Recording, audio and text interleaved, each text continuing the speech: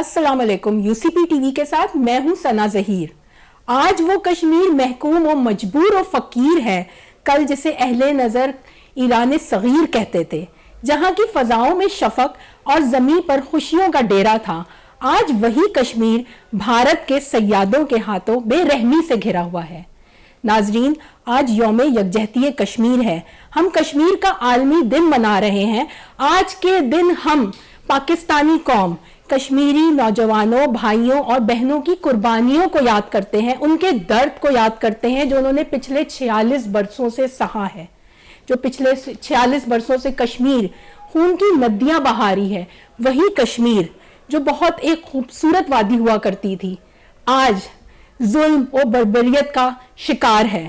آج کے دن کی مناسبت سے اور آج کے دن کی اہمیت کو اجاگر کرنے کے لیے ہمارے ساتھ موجود ہیں پروفیسر ڈاکٹر قرار حیدر صاحب, جو کہ یونیورسٹی آف سینٹرل پنجاب کے ہیڈ آف ڈپارٹمنٹ بھی ہیں اور ان کی قابل ذکر خدمات بھی افواج پاکستان میں ہیں. جی السلام علیکم.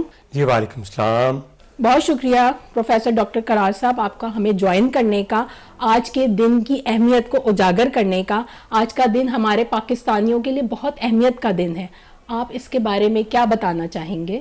جی بہت شکریہ. ہمیشہ کی طرح UCP ٹیلی ویژن نے مجھے پھر موقع دیا, اور یہ دن تو ایسا دن ہے کہ جیسے کہا جاتا ہے کشمیر ہماری شہرگ ہے. صحیح بات ہے. تو یہ 1990 کی مناسبت سے ہے, لیکن یہ کہانی بہت طویل ہے, بہت دردناک ہے, بہت المناک ہے, اور بہت مظالم سے اور ستم سے بھری ہے.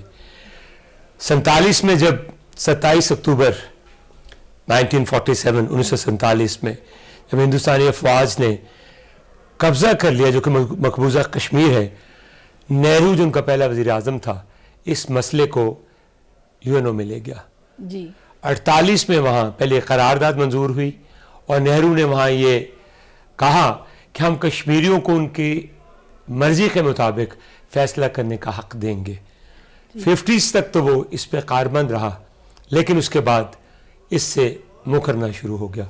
تو کشمیر جو کہ پاکستان میں مارز وجود میں آنے کے بعد, پاکستان مارز وجود میں آنے کے بعد ایک جو تھا ایک پارٹیشن کا ایک باقی حصہ تھا, یعنی پارٹیشن مکمل نہیں ہوا. جس بنیاد پہ پارٹیشن کیا گیا اس میں کشمیر ہمارا ہونا چاہیے تھا. 80% سے زیادہ مسلمان وہاں بستے تھے. بہرحال لیکن یہ بھارت کی حکمت عملی میں شامل نہیں. جی حکمت عملی اور اس کی ریشہ دوانیاں, اس کی سازش اس میں شامل ہے. تو یہ جو 1990 کے حوالے سے یہ جو 5 فروری ہے, کشمیر تو بہرحال تھا, UNO میں گیا, اور اتنے مظالم ہوئے کہ ہندوستان نے کشمیر میں جو UN کا چارٹر ہے پیس فار ایوری ون ختم کر دیا. جنیوا کنونشن ہے, 4th جنیوا کنونشن, جس میں کہ تمام بنیادی حقوق ہر شہری کو حاصل ہیں, اس کو پس پشت رکھ دیا. تو 1990 میں کیا بہانہ کیا وہاں کے کشمیر کے حکمرانوں نے, بھارت کے ساتھ مل کے انہوں نے کہا کہ یہاں پنڈتوں کو بری طرح سے مارا جا رہا ہے, اور پاکستان ان کی مدد کر رہا ہے, ان کو امداد فراہم کر رہا ہے. تو اس لحاظ سے کہ اتنے پنڈت مارے گئے, اور کشمیر میں لالا کے اس کے بعد بھارت نے اپنے جو لوگ تھے ہندو ان کو آباد کرنا شروع کر دیا. یہ انہوں نے کہاں سے لیا, یہ سبق کہاں سے لیا؟ اسرائیل سے. وہ فلسطینیوں کو اپنی بستی جو ہے اسی طرح بسا رہے ہیں, بقول فراز کے بستیاں چاند ستاروں پہ بسانے والوں, کرۂ ارض پہ بجھتے چلے جاتے ہیں چراغ. تو یہ ایسا نہیں ہو سکتا. 90 میں حکومت پاکستان نے یہ عہد کیا کہ 5 فروری ہم کشمیر کے ساتھ یوم یکجہتی منائیں گے, جس کو سولیڈیرٹی ڈے کہا جاتا ہے.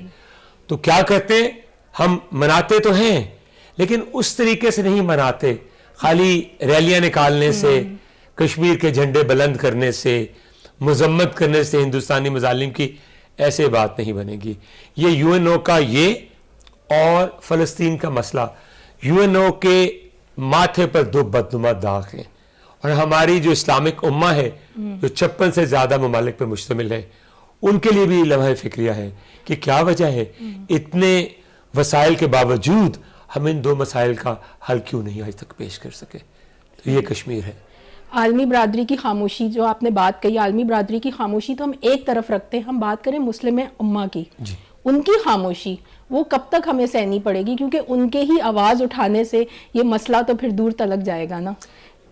تو ہم یہ آپ بتائیں گے کہ ہم کس طرح سے مسلم امہ کو متحد کریں کہ وہ ہمارے ساتھ کشمیر کے ایشو پر بہتر انداز میں، مثبت انداز میں اس مسئلے کو اجاگر کر سکیں؟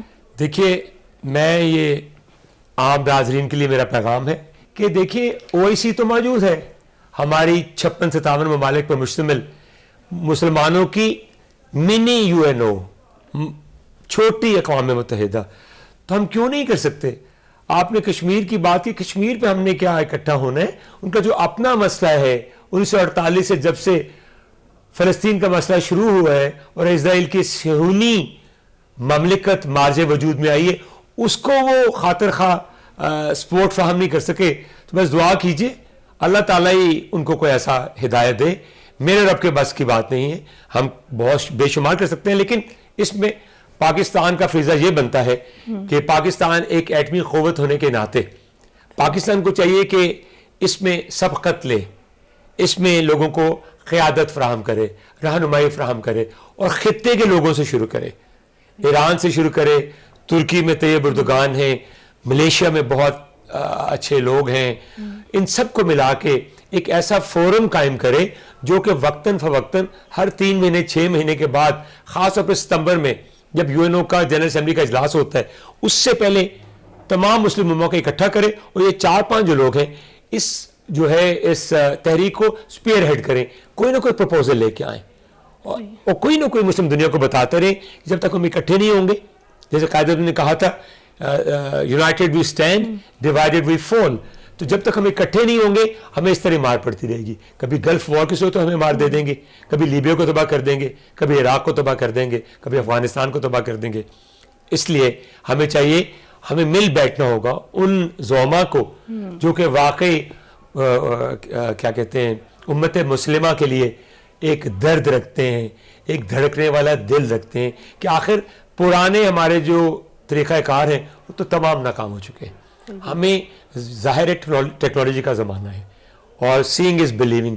ہمیں ایسی چھوٹی چھوٹی، جیسے مثال کے طور پہ آپ دیکھیے کہ BBC نے مودی کے مظالم پہ ایک ویڈیو بنائی ہے، اس کو ایک ڈاکومنٹری بنائی ہے جس پہ بھارت میں کافی ہیجان برپا ہو گیا ہے، ادھر شور و غوغا شروع. اس لیے کہ پتہ کس پہ مشتمل ہے یہ؟ چلے میں آپ کو بتاتا چلوں. 2002 میں جو گجرات کے مسلمانوں کے ساتھ 2002 میں، بالکل آپ ٹھیک کہہ رہی ہیں، 2002 میں جب مودی گجرات کا وزیر اعلیٰ تھا، اس وقت ٹرین میں کوئی 50 سے اوپر کچھ ہندو جو تھے کرنے والے زائرین پنڈت کہیں سے آ رہے تھے، راستے میں ٹرین میں آگ لگ گئی، شارٹ سرکٹنگ کی وجہ سے الزام لگا دے کہ مسلمانوں نے حملہ کیا تھا.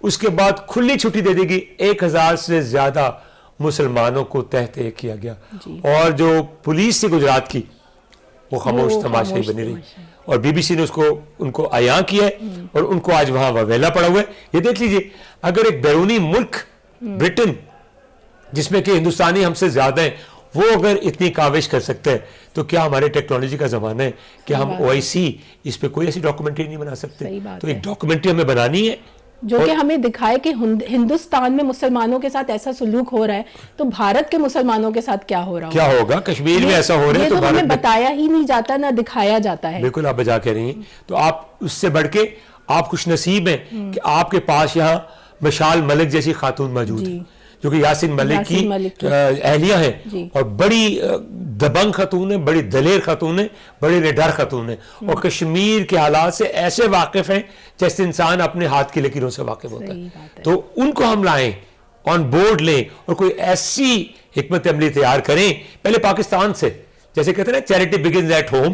تو بات وہی ہے، پاکستان کے نوجوان ہیں جو آج کل سوشل میڈیا کا بہت استعمال کر رہے ہیں، لیکن وہ کشمیر کے مسئلے کو لے کے اتنے خاموش کیوں ہو جاتے ہیں؟ کس طرح سے ان کو اجاگر کیا جائے کہ آپ جائیں، یہ ہمارے مسلمان بھائی بہن ہیں جو تڑپ رہے تھے برسوں سے، کیسے ان کی مدد کی جائے؟ بڑا آسان ہے. میں نے آپ کو پہلے کہا اس میں آپ لوگوں کو چاہیے جس فورم پہ میں بیٹھا ہوں آپ لوگ صرف چھوٹی کاوشوں سے نہیں ہوگا, ہمیں بڑے پیمانے پہ جی ویسے, لیکن یاد رکھیے گا پہلی اینٹ لگانی پڑتی ہے پھر یہ عمارت بنتی ہے. بڑی کاوش شروع میں نہیں ہوتی, ہمیشہ مختصر کاوش سے آغاز. آپ آغاز تو کیجئے, آپ ایک اس کی بنیاد تو رکھیے.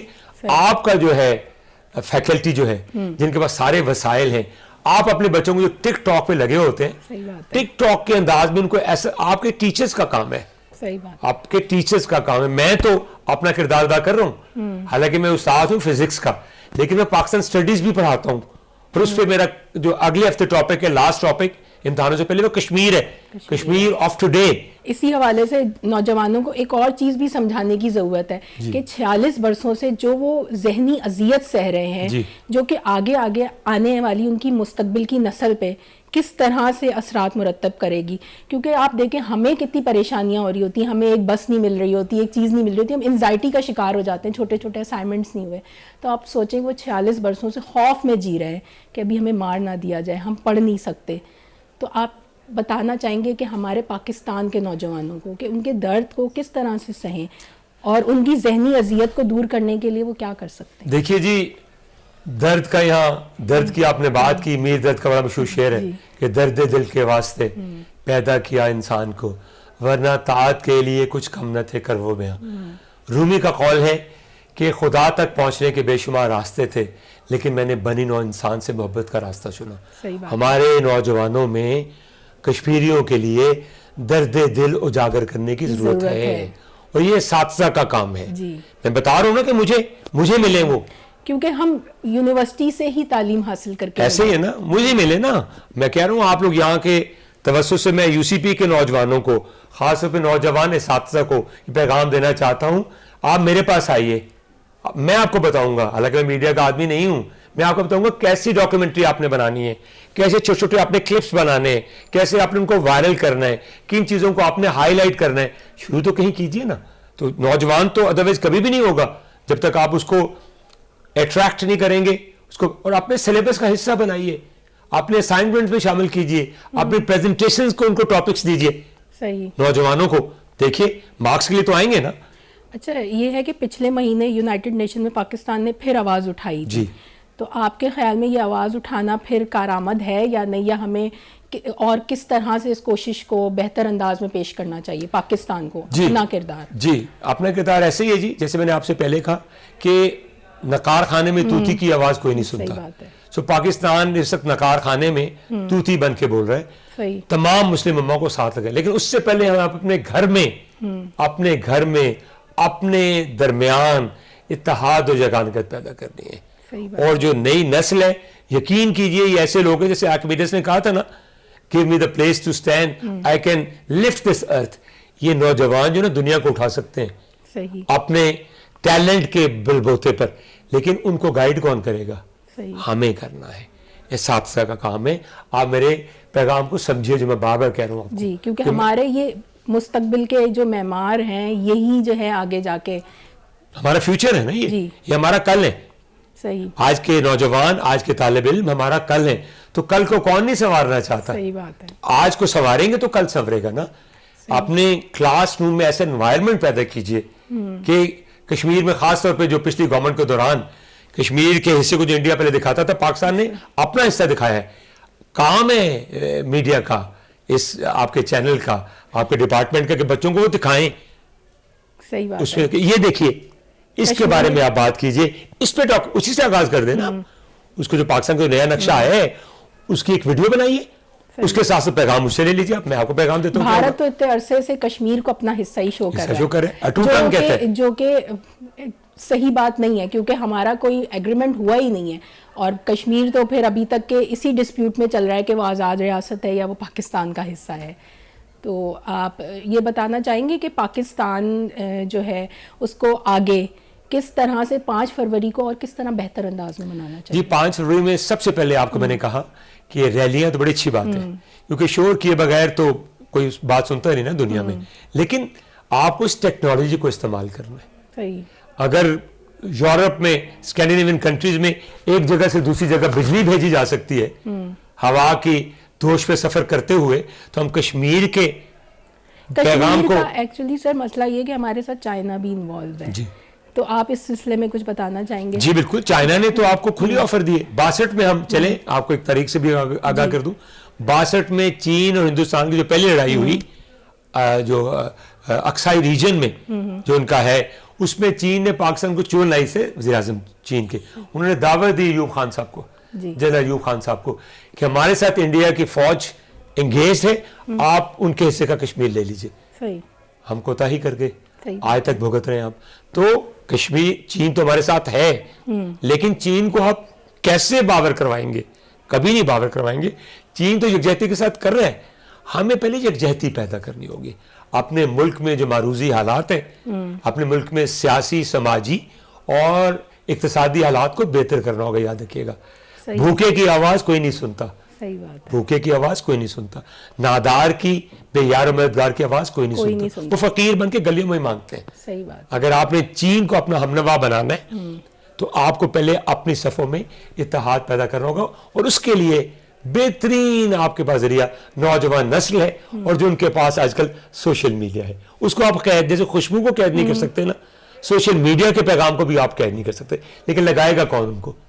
نوجوانوں کو کون لگائے گا؟ میں اور آپ نا. اچھا سر, ایک بات اور, کہ یہ ٹی وی پہ شو نہیں کیا جاتا کہ وہاں کے لوگ جو ہے کس طرح صحت کے مسائل اور اپنی جو درسگاہیں ہیں وغیرہ, ان کا کس طرح سے ان کو, کشمیریوں کو اجازت ہے یا نہیں, آپ کچھ بتائیں گے؟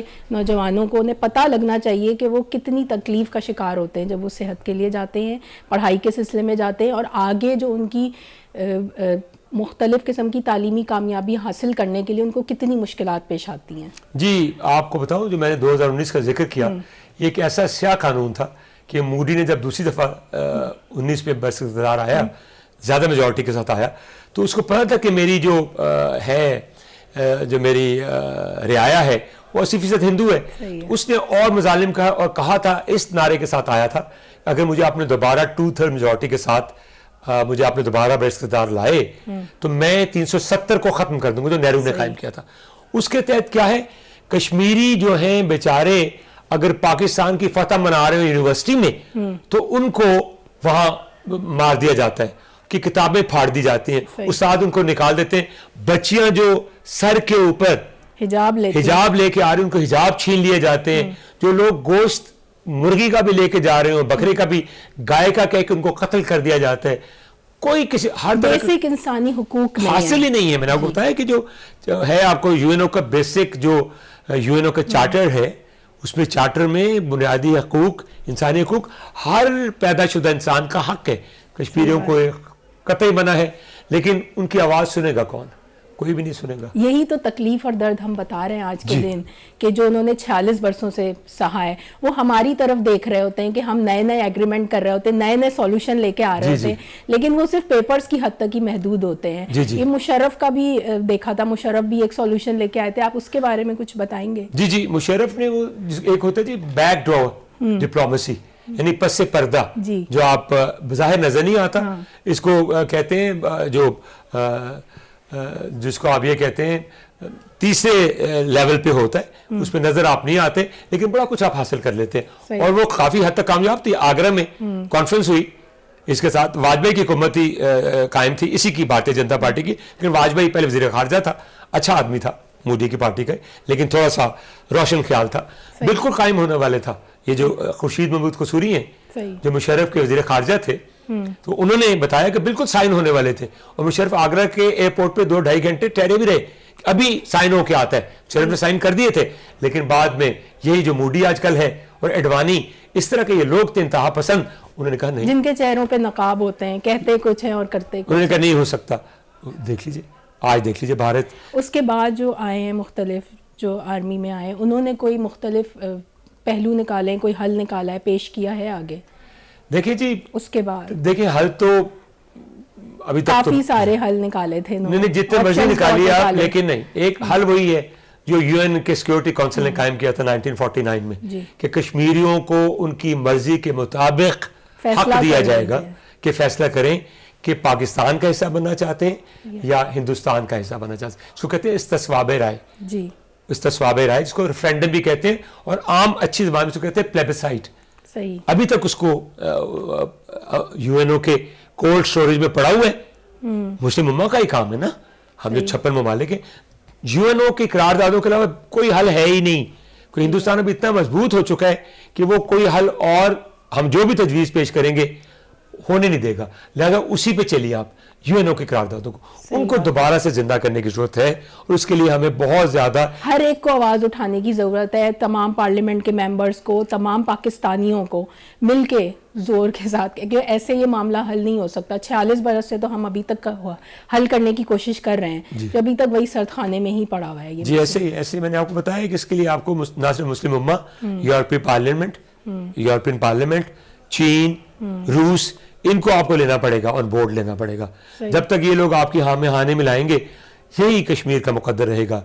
वहाँ स्याह रात जो है ना, उसका सवेरा कहीं नजर नहीं आएगा। हमें कोई आखिरी पैगाम दें इस दिन के हवाले से बतौर खास जी जवानों के मैं वही कहूँगा कि चूंकि ये आम ये है पैगाम, तो सबसे पहले तो मैं इस्तातिज़ा को कहूँगा कि उस्तादों को चाहिए कि बढ़ के अपने जो रोज़मर्रा के कामों से बढ़ के भी एक काम करें और बच्चों को कम से कम रोज़ नहीं तो हफ्ते में एक दफ़ा कश्मीर के लोगों की हालत ज़ार के बारे में आगाह करते रहें और उनको ये भी बताएं कि किस तरीके से आप बनाते हैं, टिक टॉक बनाते हैं, इस टिक टॉक को आप एक लाइटर मोड में कश्मीर के साथ कैसे आप उसको मुंसलिक कर सकते हैं। और तीसरी बात यह है कि हमें अभी खाली रैलियों पे और झंडों पे और नारों पे गुजारा नहीं करना, बल्कि हमें और ऐसे रास्ते सोचने हैं जो काबिल अमल हो और उसके लिए हमें अपने दरमियान, अपनी कौम के दरमियान यकसुई, यकजहती, हम आहंगी पैदा करनी है। फिर ही बाहर की दुनिया हमारी आवाज़ सुनेगी। वगरना जो कि 47 से लेके 53 साल वो, 23 साल ये, 76 साल हो गए, ये पूरे का पूरा मसला वैसे के वैसे पड़ा हुआ है। दुआ कीजिए, दुआ के साथ साथ हमें दवा भी करनी होगी, वगरना ये मसला हल नहीं हो पाएगा। बहुत शुक्रिया आपके वक्त का और आपकी कीमती आरा का। नाजरीन, जुल्म जब हद से बढ़ता है तो मिट जाता है, हर अंधेरा रोशनी की नवीद सुनाता है। इस दुआ के साथ इजाज़त चाहूँगी कि मेरे मौला, मेरे खुदा तोड़ दे अब इस जुल्म की जंजीर को और दे दे आज़ादी कश्मीर को। मिलते हैं आपसे अगले प्रोग्राम में अगले टॉपिक के साथ। मुझे इजाज़त दीजिएगा। अल्लाह हाफिज़।